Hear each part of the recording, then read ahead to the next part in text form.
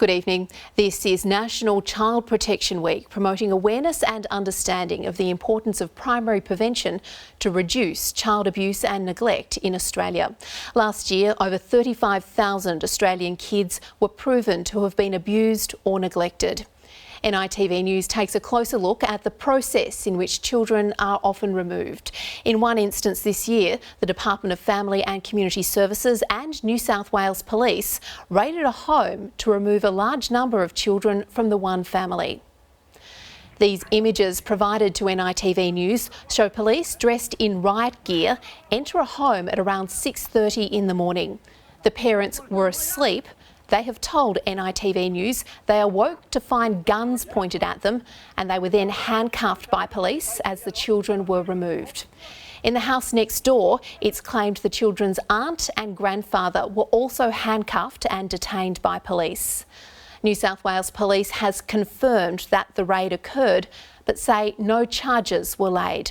The children were removed for well over 5 months and placed into foster care, but are now back with their family.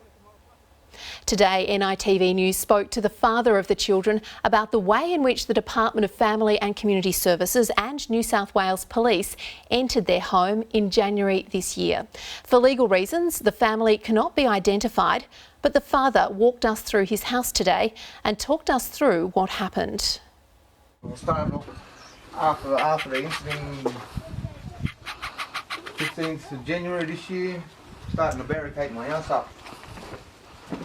Police come in, smash this door down, rush straight in here, I'm straight in. This door was shut, Me and my family, kids sleep in there.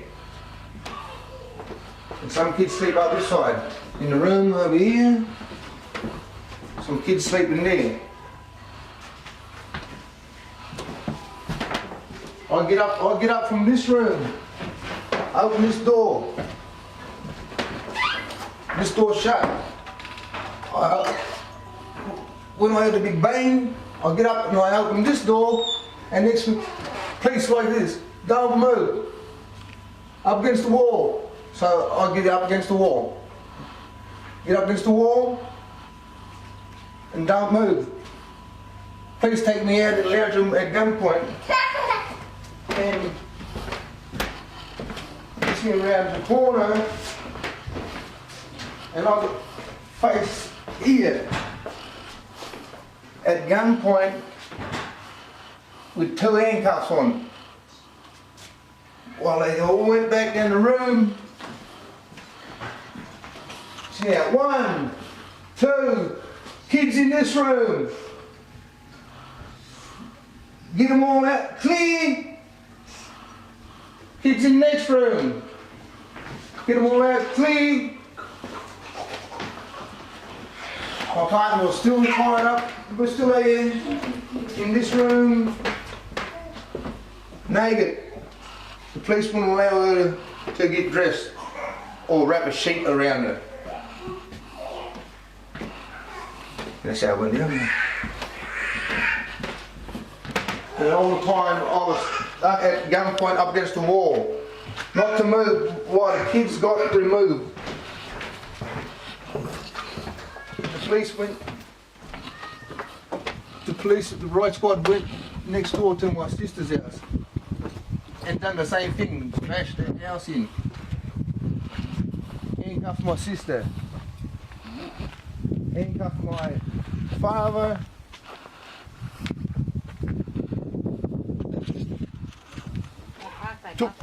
Took their children from there, and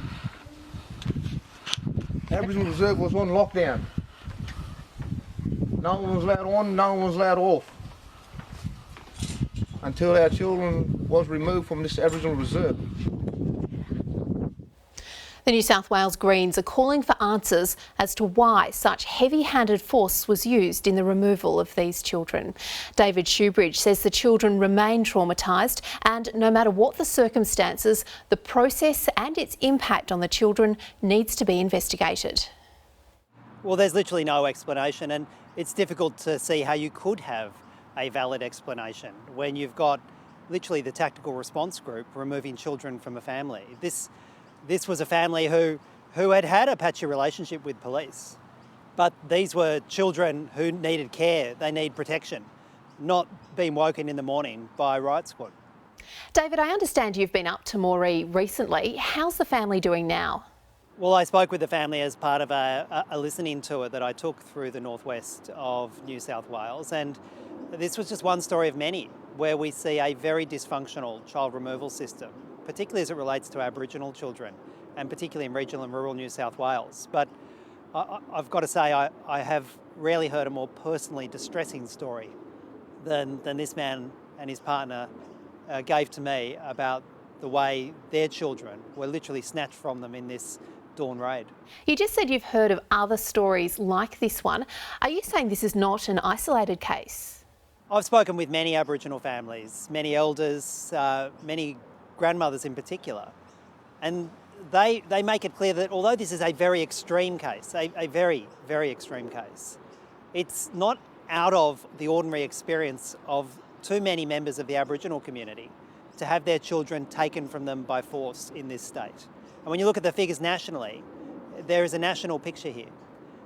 If this isn't a wake-up call to ensure that we limit the number of children who are being taken from Aboriginal families, we treat our Aboriginal citizens with the utmost respect as First People deserve, well then it's hard to know what will cause the rest of this country to finally do something. NITV News contacted New South Wales Police and the Department of Family and Community Services for a response to the allegations and received the following written statements. From a spokesman for the Minister for Family and Community Services, Gabrielle Upton. The Department of Family and Community Services has a very good working relationship with New South Wales Police. This is important for the safety of caseworkers when trying to protect children and the wider community. New South Wales Police provide critical prevention in often very complex and difficult child protection matters. Police only attend a child protection issue after a stringent risk assessment. From New South Wales Police Media, about 6 a.m. on Wednesday the 15th of January 2014, police from Moree Local Area Command assisted Family and Community Service officers in the execution of a warrant issued by the local court. This was a local operation and did not involve specialist commands like the TOU, Tactical Operations Unit. Children aged between 1 and 13 who had been identified as being at risk were removed from a home by fax. Police attended to prevent any breach of the peace or public order incident. One man was detained in handcuffs for a short period. No charges were laid.